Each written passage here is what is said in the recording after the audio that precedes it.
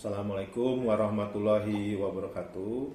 Pada kesempatan ini saya akan melakukan kegiatan berbagi praktik baik, yaitu menggerakkan komunitas belajar di sekolah.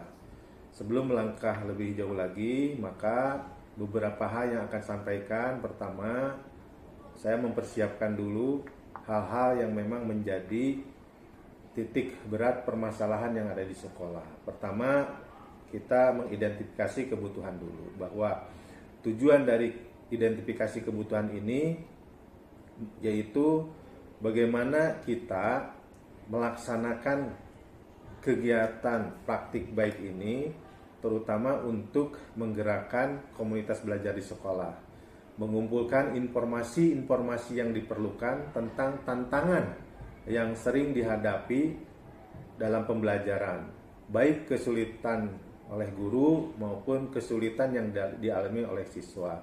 Hal tersebut kami akan diskusikan dengan kelompok. Kemudian dari diskusi itu akan menghasilkan beberapa hal, terutama aspek-aspek yang dibutuhkan di kelas. Kemudian identifikasi kesulitan belajar seperti apa yang dihadapi siswa, ataupun kesulitan apa yang dihadapi oleh guru tertentu. Dan kemudian kami menggerakkan kegiatan MGMP biar efektif. Setelah itu maka kami akan menyusun rencana kegiatan yang akan dilaksanakan dalam kegiatan menggerakkan komunitas belajar di sekolah tersebut. Dan mudah-mudahan dari kegiatan berbagi praktik ini ada hal-hal yang dapat diterapkan di sekolah. Dan dari situ saya mencoba untuk menerapkan beberapa model yang disebut dengan model healing. Walaupun model healing ini adalah berarti penyembuhan, namun saya artikan healing di sini satu persatu. Healing yang H pertama itu hearing, mendengarkan, kemudian E-nya efektif, A-nya aktif, kemudian L-nya learning atau belajar, yang I-nya tentang integritas atau integrity, N-nya naturally, dan G-nya itu genuine. Nah, pada saat ini terutama dalam penerapan kurikulum Merdeka sangat memungkinkan dan terbuka adanya lompatan belajar siswa. Nah, mudah-mudahan dengan model-model yang saya ungkapkan tadi ini akan memecahkan kebuntuan dalam pembelajaran, terutama guru-guru yang memang kesulitan menghadapi anak-anak yang bermasalah di kelas, terutama saat pembelajaran. Karena mungkin saja ada anak yang mengerti atau tidak. Dan mudah-mudahan dengan adanya berbagi praktik baik ini menjadi solusi untuk kegiatan pembelajaran yang lebih menantang, kreatif, inovatif, dan kolaboratif. Demikian itu tahapan yang akan saya lakukan. Yang pertama tadi sudah disebutkan tentang tahapan persiapan. Dari tahapan persiapan ada identifikasi kebutuhan, penyusunan rencana kegiatan, kemudian tahapan pelaksanaan, tahapan evaluasi, dan pelaporan. Ya, baik Ibu Bapak sekalian, saya mencoba menjelaskan tentang model pembelajaran healing bagi siswa. Di sini sudah tercantum judul meningkatkan minat belajar siswa melalui metode pembelajaran yang bermakna. Jadi dari model ini, model healing ini, kita akan menerapkan beberapa metode agar pembelajaran di kelas menyenangkan. Lanjut. Nah, secara umum pendekatan pembelajaran dengan model healing ini atau penyembuhan berfokus pada penciptaan lingkungan belajar yang mendukung kesejahteraan emosional, mental, dan fisik siswa. Nah, tujuan utama model ini adalah untuk membangun suasana yang sehat secara psikologis. Ya, karena ada anak yang memang belajarnya tertekan dengan berbagai latar belakang masalah di rumahnya, bentrok dengan adiknya, kakaknya, orang tua, dan sebagainya, perceraian, pertengkaran, dan sebagainya. Akibatnya secara psikologis anak tersebut tidak nyaman dengan dirinya. Pada akhirnya akan berakibat pada pembelajaran atau belajar yang tidak atau yang kurang baik bagi dia.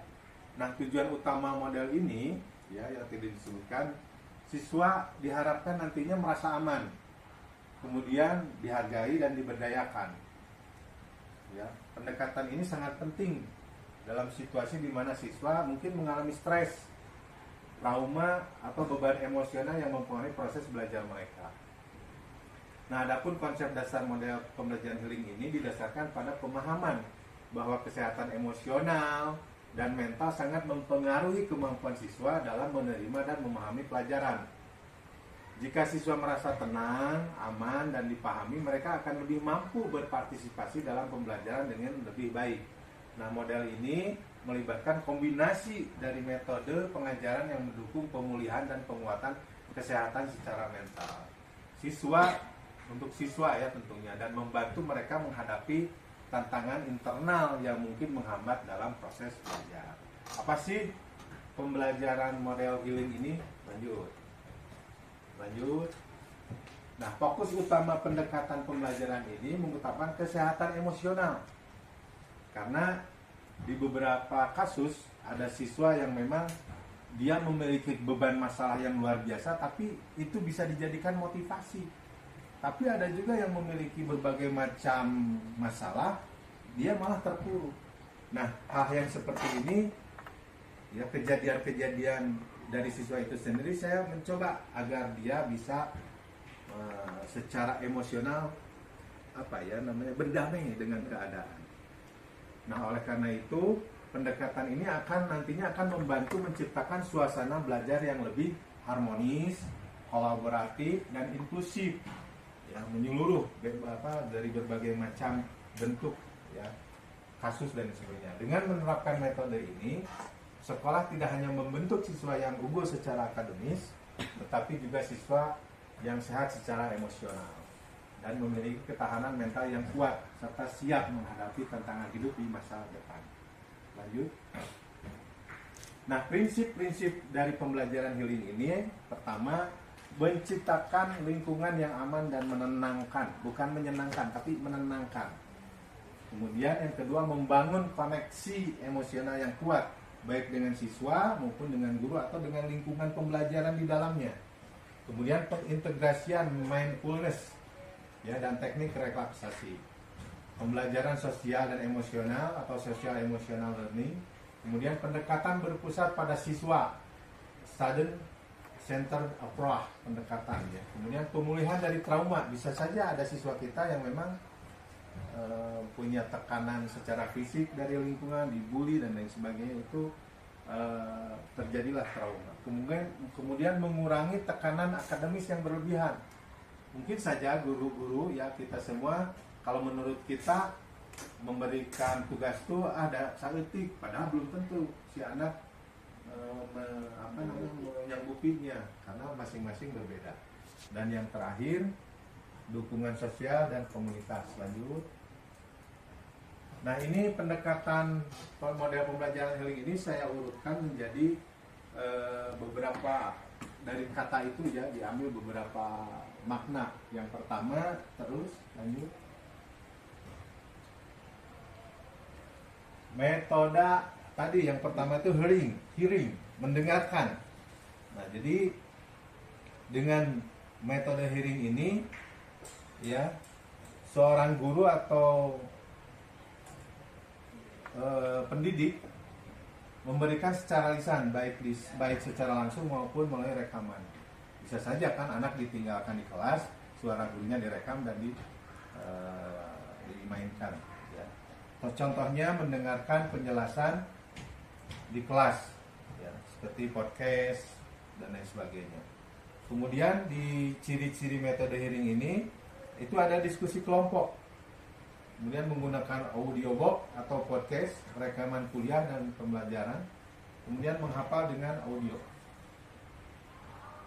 Nah, kalaupun contoh yang bagus dalam pembelajaran hearing ini biasanya lebih kepada bahasa asing, ya, pembelajaran sejarah atau ilmu pengetahuan yang sifatnya lebih dijelaskan. Kemudian yang kedua, metode efektif dari kata E-nya itu, ya. Metode efektif ini ciri-cirinya terstruktur, terencana, belajar aktif, pembelajaran berbasis pemahaman atau deep learning, pengulangan terjadwal, vision revision, teknik pengelolaan waktu, time management, belajar multidimensional. Kemudian menerapkan aktif recall, diskusi dan kolaboratif, evaluasi dan refleksi, serta istirahat dan keseimbangan. Jadi di model efektif ini sangat banyak. Oke. Baik Ibu Bapak sekalian, ini metode yang terakhir yaitu dari G ya, genuine. Metode genuine ini dalam pembelajaran berfokus pada keaslian atau kejujuran, otentisitas, orisinilitas dalam proses pembelajaran. Nah, pendekatan ini menekankan pentingnya keterlibatan yang tulus dari siswa dan guru. Ya kadang-kadang kan ada yang ogah-ogahan ya, guru atau siswa tuh kesel ke kelas ini mah gitu. Nah, mungkin dengan metode ini kita akan coba menerapkan pembelajaran seperti apa. Yang pertama itu pembelajarannya berbasis pengalaman nyata, ya, authentic learning. Kemudian pendidikan yang sifatnya lebih personal dan relevan. Jadi yang memang betul-betul hari ini di sini bisa kita terjemahkan secara natural. Kemudian refleksi diri dan pembelajaran reflektif. Yang berikutnya hubungan yang tulus antara guru dan siswa tadi sudah disebutkan. Kemudian pembelajaran berbasis masalah nyata, ya, pengalaman hidup dan lain sebagainya, ini bisa dijadikan pembelajaran. Kemudian pembelajaran juga berbasis minat, emosional dan autentik. Umpan balik yang jujur dan konstruktif. Jadi nanti di kelas itu kita akan melihat anak-anak yang memang apa adanya ya, jujur pendapatnya. Kadang ada yang panjang pendapatnya, ada yang pendek dan sebagainya. Nah itu kita tidak mempermasalahkan itu. Kemudian berikutnya proyek kolaboratif dengan tanggung jawab nyata seperti hanya di P5. Itu juga akan membangun konstruksi emosional siswa ya, yang sangat bagus, terutama dalam hal kolaboratif. Kemudian pengajaran yang jujur dan transparan. Nah terakhir berikutnya sudah terus. Nah ini sudah, kalau tadi sudah dibahas ini. Nah kesimpulan. Jadi pendekatan pembelajaran model healing ini strateginya berfokus pada kesehatan mental dan emosional siswa ya, seperti yang saya ungkapkan di awal tadi. Tentunya Ibu Bapak sekalian, dengan mencoba kita menerapkan berbagai macam metode ini, diharapkan akan ada hal yang baru ya dan suasana yang menyenangkan di kelas kita dengan menerapkan beberapa metode tersebut. Berikutnya, nah sekian, terima kasih, itu saja yang bisa disampaikan. Nanti kita ada diskusi ya, pengaturan waktu, jadwal dan lain sebagainya. Assalamualaikum warahmatullahi wabarakatuh. Waalaikumsalam warahmatullahi wabarakatuh. Ibu Bapak sekalian, setelah kita berdiskusi cukup lama, mungkin dari penjelasan awal tadi tentang model healing yang sudah saya paparkan, mungkin ada beberapa metode yang bisa Ibu laksanakan di kelas.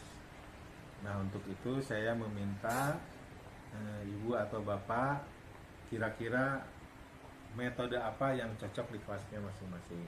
Dalam kesempatan ini Bu Dea dulu untuk mengungkapkan metode apa yang kira-kira nanti akan dilakukan.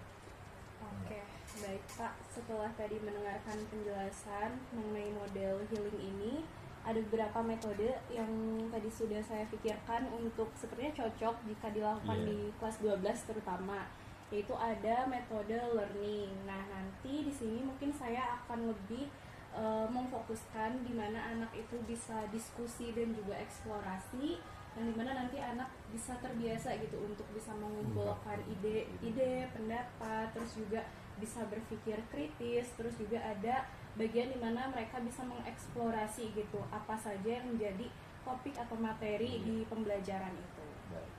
Mungkin dari Ibu dan Bapak ada yang mau ditanyakan dari metode yang Bu Dea sampaikan? Cukup? Ya, cukup. Terima kasih. Untuk selanjutnya mungkin itu akan dilakukan di kelas 10 ya Bu ya? Iya, kelas 10. Kemudian berikutnya dari Pak Royan, mungkin ada yang mau disampaikan?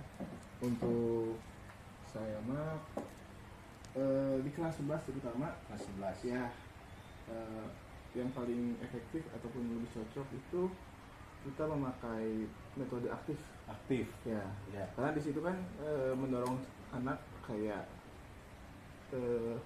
bermain games, Iya. ada games terus role playing, kayak bikin konten gitu. Jadi anak-anak pun menyenangkan, jadi menarik. ya lebih menarik dan menantang juga anak-anak biar bisa kreatif dan inovatif gitu.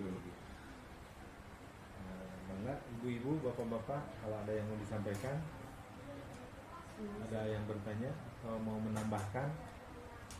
Ya, dengan metode aktif itu juga ngedorong anak-anak ya tadi bisa kreatif, inovatif juga gitu, tidak hanya berfokus kepada harus seperti gurunya, tapi mereka juga bisa mengeksplor lagi apa yang menjadi kemampuan mereka gitu di diri mereka masing-masing. Terima kasih. Mungkin cukup, nanti kita actionnya di waktu yang sudah kita jadwalkan bersama ya, di kelas 10 dan di kelas 12. Itu saja ibu bapak sekalian, praktik yang berbagi, terutama kita akan mencoba menggali lagi hal-hal yang baru, terutama dalam masalah pembelajaran anak di kelas. Mudah-mudahan bisa bermanfaat bagi yang lainnya juga. Terima kasih. Assalamualaikum warahmatullahi wabarakatuh. Waalaikumsalam warahmatullahi wabarakatuh.